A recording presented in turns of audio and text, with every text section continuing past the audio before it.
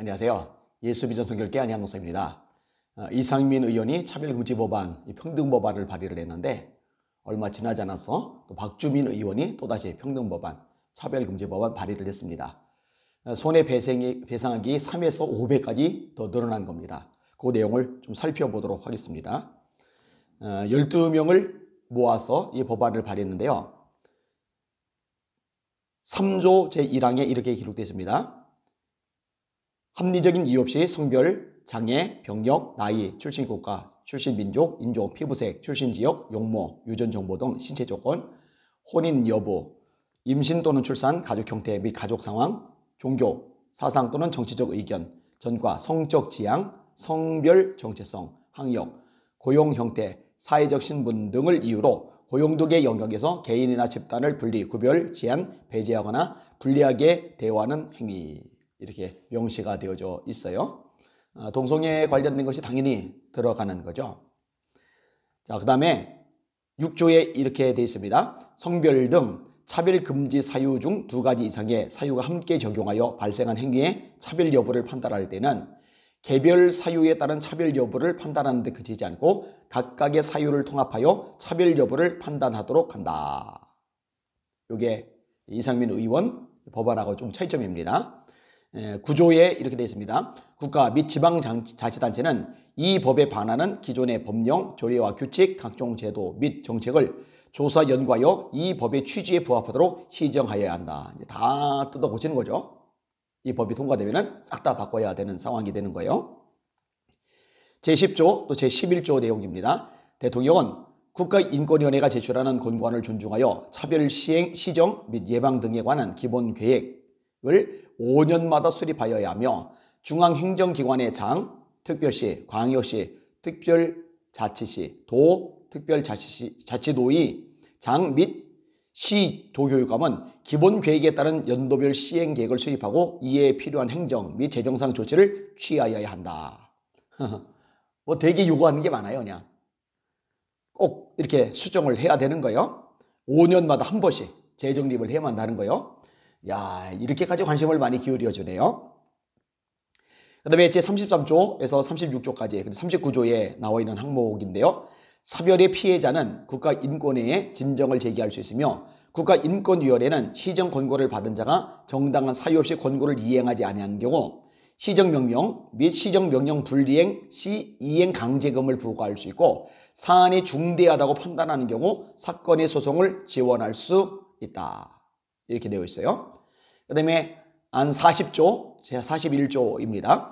법원은 피해자의 청구에 따라 본안 판결 전까지 차별의 중지 등 임시 조치를 명할 수 있으며 차별이 악의적인 것으로 인정되는 경우로서 차별 피해자에게 손해가 발생할 때는 그 손해액의 3배 이상 5배 이하에 해당되는 범위에서 손해배상액을 정할 수 있도록 한다.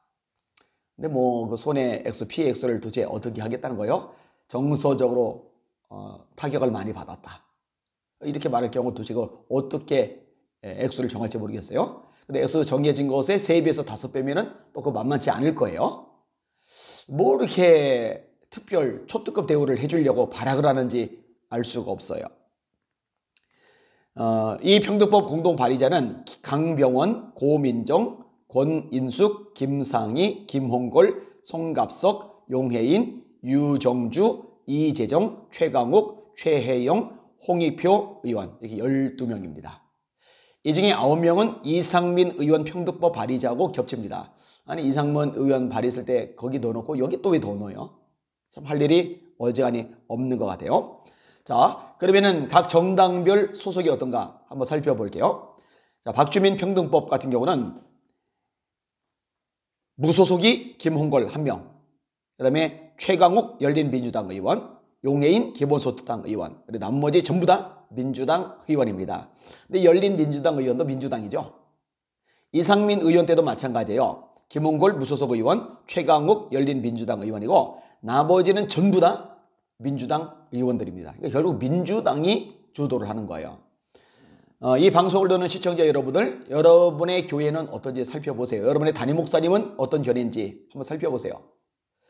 만약에 이렇게 하나님의 말씀에 정면으로 어긋나고 죄를 합법화하는 법안을 발의하는데도 무조건 정치 이유로, 이념 이유로, 사상 이유로, 지역 이유로 민주당을 찍는 목회자들이라면 가짜입니다.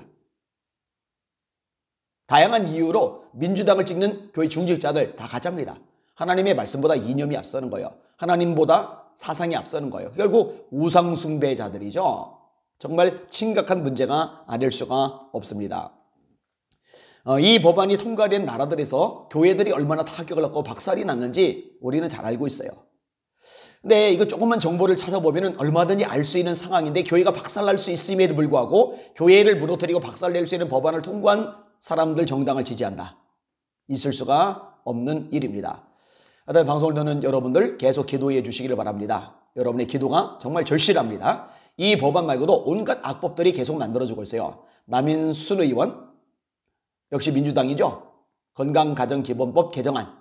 기존의 전통적인 가정개념 해체시키는 거죠. 성경적인 가정개념 해체시키는 거죠. 있을 수가 없는 일을 벌이는 거예요. 이 권사라는 여자가. 하기야 믿을 수 없죠. 이낙연 씨도 집사하고 누구예요? 정세균 씨도 안수 집사하고 이인영, 한국에 손보기했다고 하던 이인영 통일부 장관도 집사고.